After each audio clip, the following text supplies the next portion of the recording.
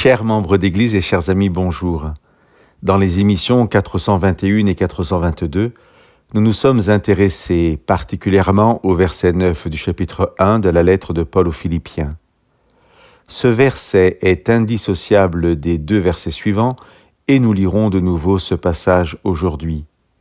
Ce que je demande dans mes prières, c'est que votre amour abonde de plus en plus en connaissance et en vraie sensibilité, qu'ainsi vous sachiez discerner ce qui est important, afin que vous soyez sincères et irréprochables pour le jour du Christ, et que vous soyez remplis du fruit de justice qui vient par Jésus-Christ, à la gloire et à la louange de Dieu.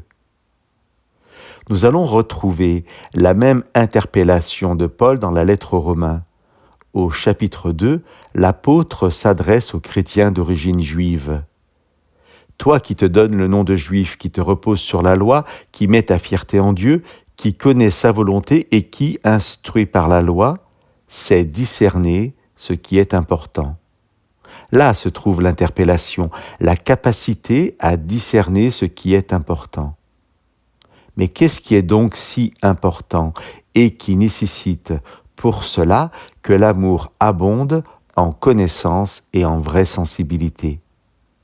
Il y a certes déjà dans la question un élément de réponse, car l'important s'inscrit dans le cadre de l'amour tel que Paul le décrit.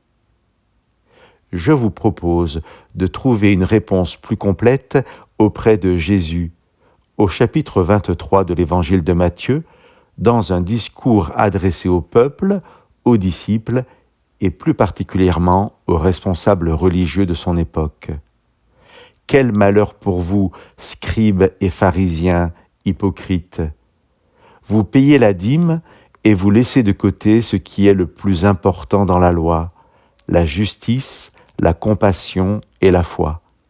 C'est cela qu'il fallait pratiquer sans laisser de côté le reste. » Chers amis, nous ne pouvons pas être justes sans compassion, et nous ne pouvons pas vivre cela sans la foi que Dieu nous donne.